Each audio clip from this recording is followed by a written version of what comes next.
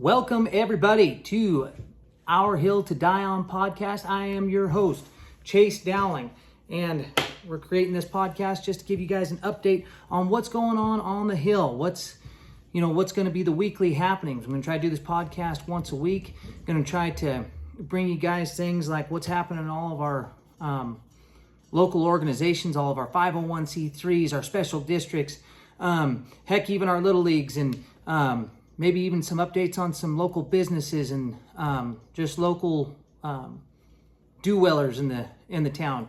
Try to get you some updates on our public lands and what we should be doing with them and how to maintain them, and then who's catching fish, who's seeing deer, who's catching fish in French Meadows and Hellhole and Sugar Pine. Probably nobody catching any fish in Sugar Pine. That's actually probably pretty true. Anyways, the fire department, the PUD, all the meetings, all the stuff, because we are basically on an island out here. And we have a lot of people that help in this community. So there's going to be should be a lot of stuff to talk about. And without further ado, we're going to get right into it. Starting off with next Monday, first Monday of every month, there's a Foresthill Forum meeting, and that is a municipal advisory council to our District 5 supervisor, Cindy Gustafson. Starts at 7 o'clock. First Monday of every month. And then there's a few, there's a few weeks or a few months they don't have them during the year. And I think in September, typically they do it the second Monday because of Labor Day. And then typically not one in December or January. And in January, they'll kind of flip every now and then. But it's about a 2-hour meeting. Usually starts at 7 o'clock. Get there. If you have any issues to bring up for countywide or anything like that, it's usually a good place to do it in public comment. And I think they're also looking for a new member. So you might want to try to put your hat in the ring there. And then after that, what else do we got? Wednesday the 9th, that's right, Wednesday the 9th at 6 p.m. at the elementary school. That's the one up above or uptown, not the one in the middle of town. That's the middle school again. We have our Foresthill Public Utility District meeting, the PUD, that's right, our water. We're having our meeting starting at 6 o'clock there. That meeting, it's just got some policy issues there. Shouldn't be too bad. Should be maybe an hour and a half, and be in and out of there. Then coming up after that, same day, Wednesday, the 9th at 6:30. There is a play. It is Wizard of Oz at the middle school. That's right. 6:30, April 9th, Wizard of Oz at the middle school. I hear there's a budding young starlet playing the Good Witch, Gwenda. You'll have to show up and find out. Get there, be square. Want to see you there. Moving on. Okay, Little League, April 25th, opening day.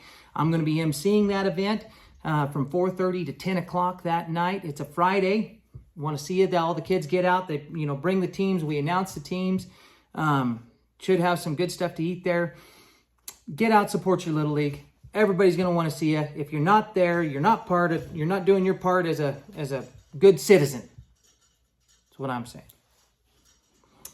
All right, then the week after that, the Saturday after that, May 3rd, the original, one and only, well, it's not the only anymore, but it is the original, Iowa Hill Chili Cook-Off. Starts at noon, goes till 5. If you want to be a contestant, my flyers are around town. Get them, my number's on them. If you want to enter, call me. I'll get you entered. You need to have a 3-gallon batch of chili. Any chili works. You can do verde, you can do normal, you can do beans, no beans. Doesn't matter, to bean or not to bean, as they say. Also, we're doing a pie contest. 2 9-inch pies. Get that flyer? Text me, call me, do something. 2 9-inch pies. One's for the judges, one's for selling. Right, we're gonna have a dessert auction. Should be a good time. Bringing it back after 5 years hiatus. Last year we did it was 2019, and then lo and behold, COVID hit the next year. And then we lost some board members and things of that nature, so we haven't been able to do one since. But it's back. Back. And going to be better than ever. Moving right along here. Let's see. Oh, don't forget, April 20th, that's right, is Easter Sunday. And the Firemen's Association always does the Easter egg hunt at the park. Don't forget about that. I can't remember the time. I'm not going to say it because I don't want to feel like a jackwagon. I think I know the time, but I don't want to say it. I got to double check. But don't forget about it. It's a great time. Kids show up. Everybody has a fantastic time. Tons of eggs. The Easter Bunny's typically there. Putting out some good prizes. Moving right along.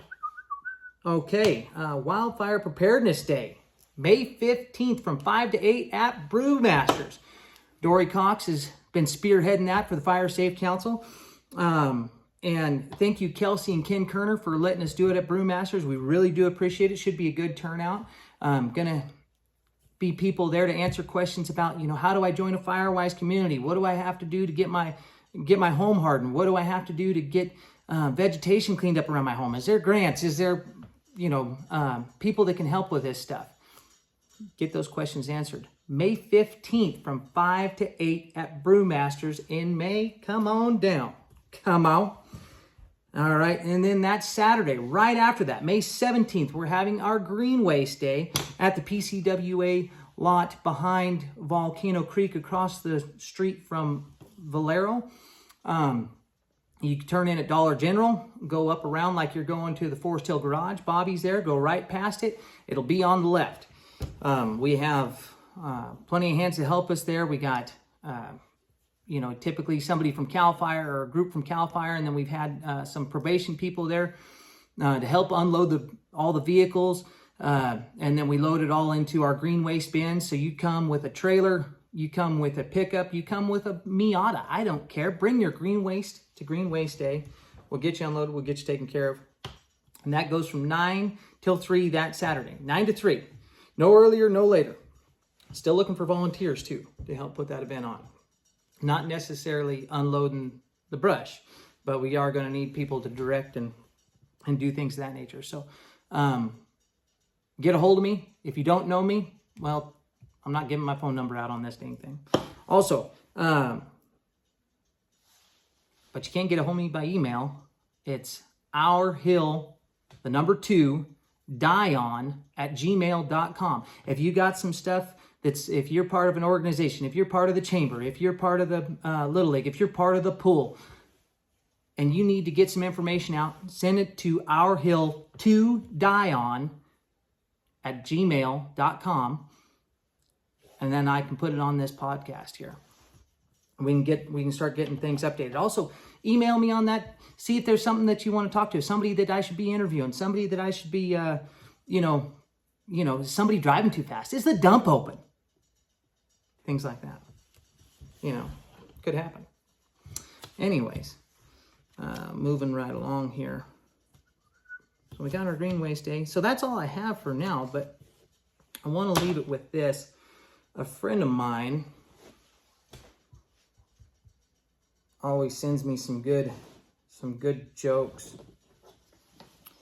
I'm going to try to do one of these every podcast because he sends them to me quite regularly.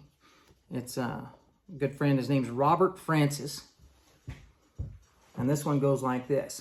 It says, an elderly man in Florida had owned a large farm for several years.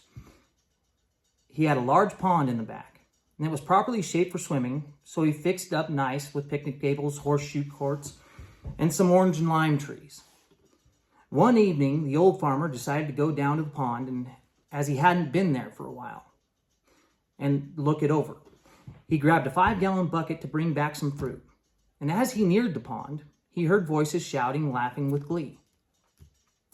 As he came closer, he saw it was a bunch of young women skinny dipping in his pond.